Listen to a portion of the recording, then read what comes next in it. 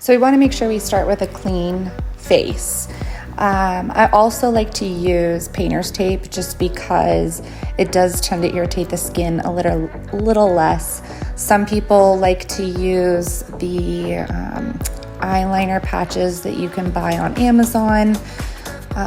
Some people use Scotch tape. It's whatever you're comfortable with. Some people just use like a business card and hold it, but I like this the best. I also like to make sure that the angle lines up with the bottom eyelashes. And the first thing we're putting on is eye primer. This one I got from Sephora, and I'll have a full list of all the products and brands that I use when I'm done. So I put the primer on first, and then I will take a flat brush and just blend it completely over the eyelid, all the way up to the eyebrow, out all the way to where the tape kind of meets the edge of the eyebrow, and then into the corner of the eye, slightly onto the bridge of the nose as well. So make sure you get it all the way down to the lash line. And we're just blending here, making sure it's nice and smooth. Here we're using the lightest color, which I believe is Shroom, on the inside corner of the eye, tapping and slightly blending it in. Keep it as close to the corner as you can.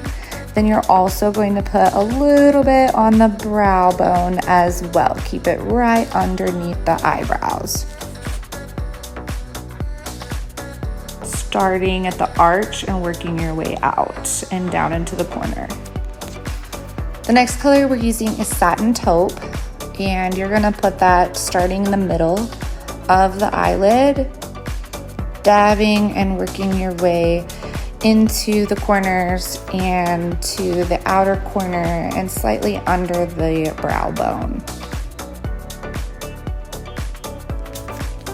Now we're using Embark, which is the darkest one, patting on the outer corner of the eye, blending it really well into Satin Taupe, the center. You don't want to go all the way, but definitely just keep patting in that outside corner, pressing that dark in and blending it inward and slightly under the brow bone. The biggest thing is just blending. You can never blend too much. Don't be afraid to make it really dark on those outer corners.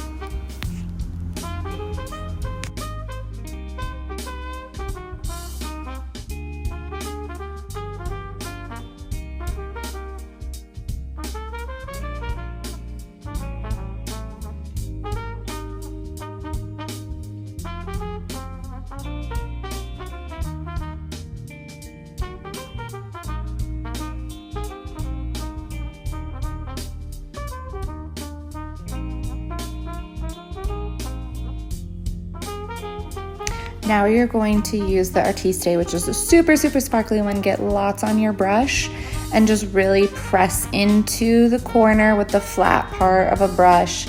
You really don't want to rub or brush it because then the glitter just falls right off. So lots and lots of patting and tapping right into the corner, slightly over the middle, but really in that highlighted area. I'm going to show you both eyeliners that I like to use. This one is a liquid eyeliner, probably one of my favorites. Again, I got it at Sephora. It will be on the list of products, names, brands, and where I purchased it on the Google document.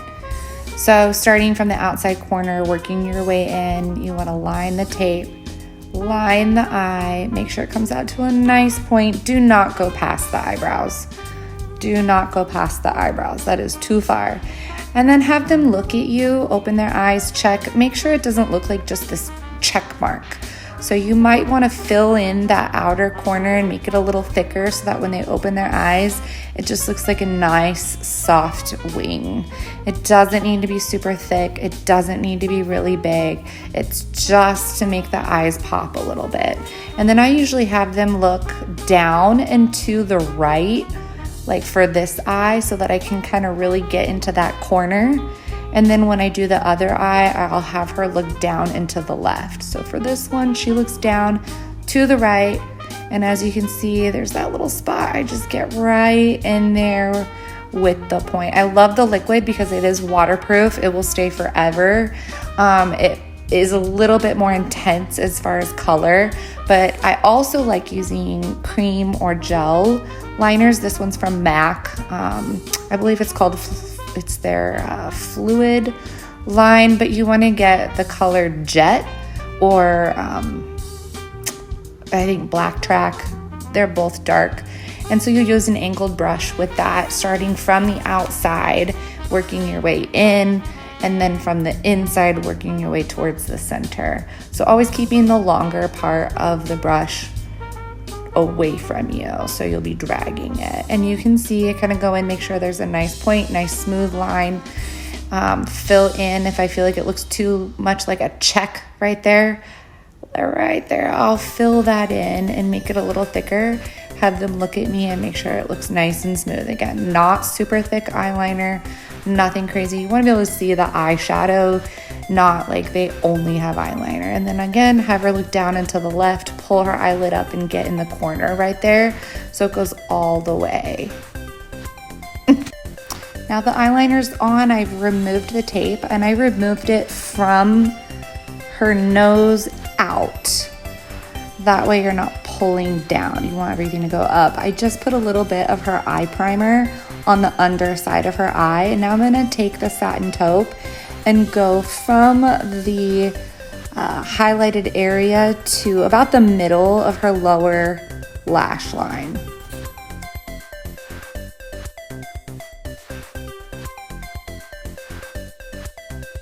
Now I'm using the really, really dark with a flat eyeliner brush, the Embark color, and I'm gonna line her bottom eyelash, blending it from her wing to about the middle of her bottom eyelash. So this is, instead of using eyeliner, it just kind of brings everything together, so you're not going from really dark eyelid and lots of eyeshadow to nothing underneath, but it's still soft and you're not having to put a ton of eyeliner on.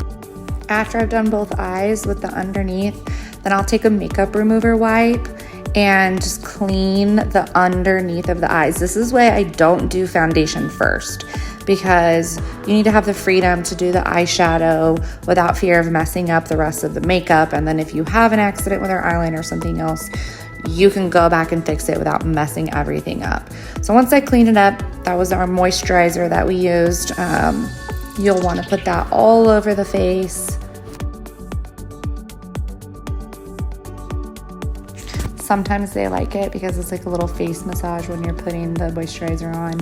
After our moisturizer, we're gonna put primer on. This is what I use. It's actually for airbrush makeup, but I use it for my normal makeup too. A good oil-free, long wear primer is great. So that's gonna go over your moisturizer. It acts like a double-sided sticky tape. So it seals in your moisturizer, keeps our face from looking like too dry and flaky if they tend to have dry skin, but then also lays down this really smooth foundation like primer for a wall. So that way their foundation sticks, adheres, stays on longer, it goes on smoother, and you actually use less foundation when you use a really good primer.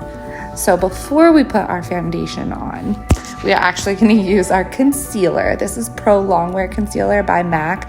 I love it. It's supposed to be water resistant. It's supposed to be, 16 plus long wear. I love it.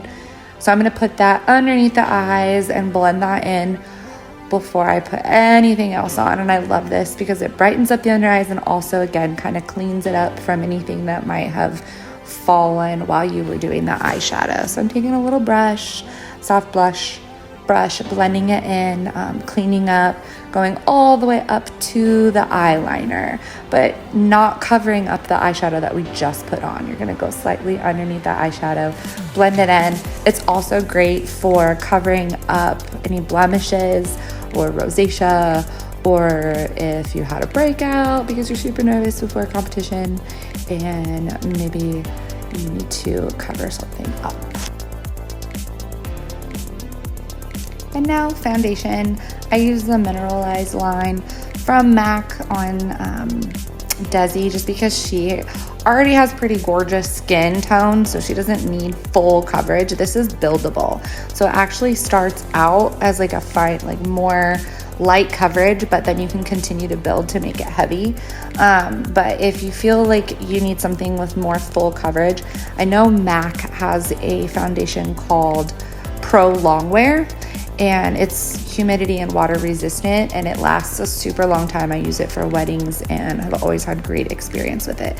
I like to use a soft brush to apply it because it gives it an airbrushed look, and it's easier to build and it's easier to blend, and it makes it look amazing on competition days. So this is my favorite brush to use. I use it for the foundation. I also use it for bronzer, and then I use it for my blush and my highlighter as well.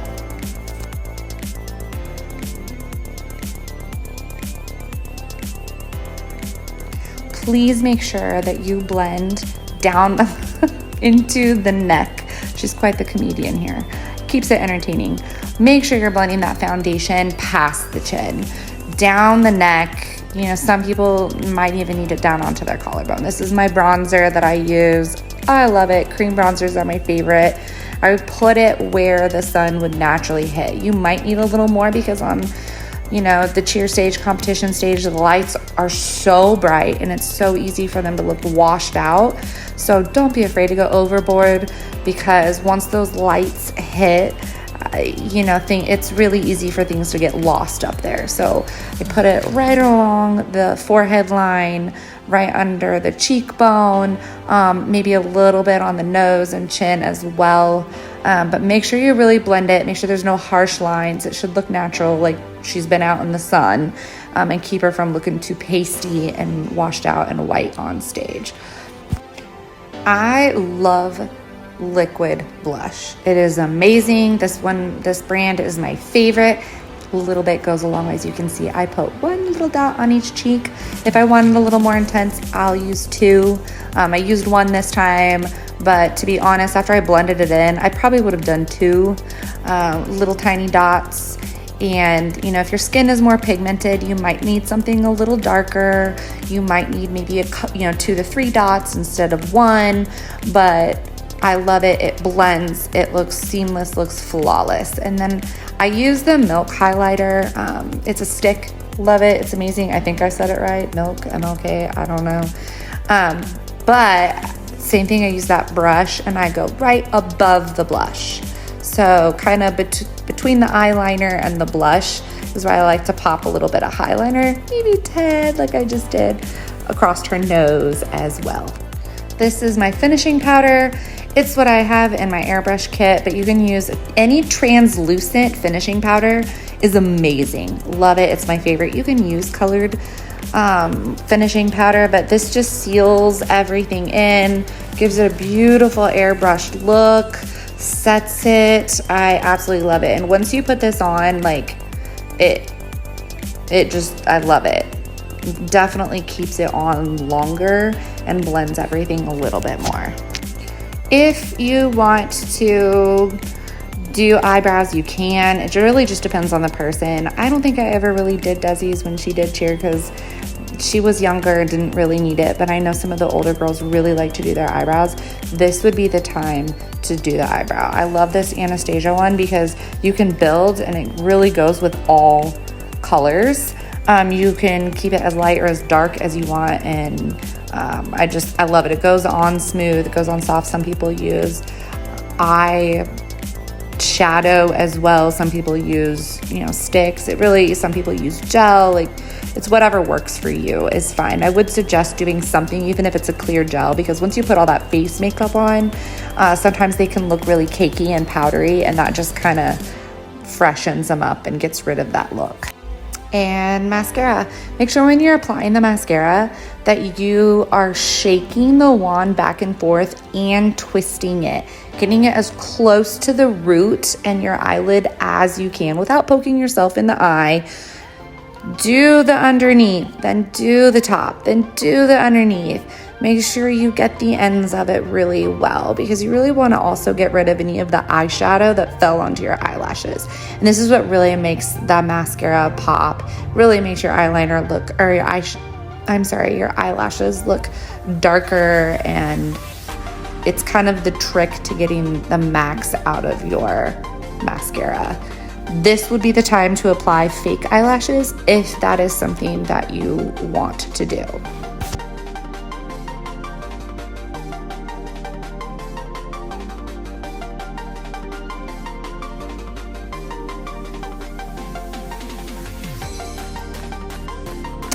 This is Soar Lip Liner by MAC. It's my favorite for this specific lipstick that we use. So I line the lip first because that gives me my outline, and all I have to do is color in the lines, because this lipstick sometimes can be pretty difficult.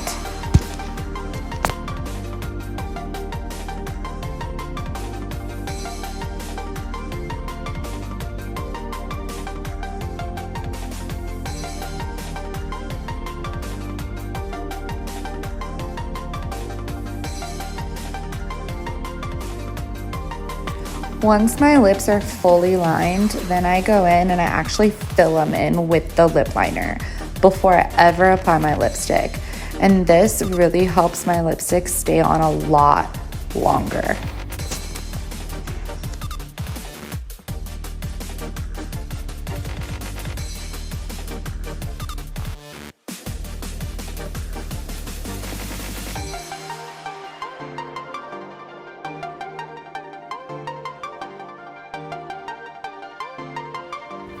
And now we have our lip stay.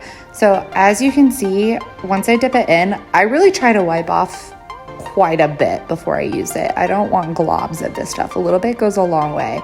I start in like the kind of heart of the lip and work my way out. So start in the center, the little humps, the cute little, I call them hearts, and work my way out, and then kind of go underneath, keeping the point along the edge, so that we don't have too much product. As you can see, there's really not that much. Then I flip it over and I use the other side for the bottom, keeping the point close to the edges so I don't make a mess or get it on the skin or anything. That's the nice thing about lining it first, is that you don't have to get all the way to the edge because you have the lip liner to fill that in, and it keeps it from bleeding onto the skin. And then we're done. So now all we have to do is use the setting spray. I love this. This is, I think, a 16-hour setting spray. 2 squirts, and that's all you need, and she is good to go. And that really sets in any powders, really keeps everything. And here we have the finished look.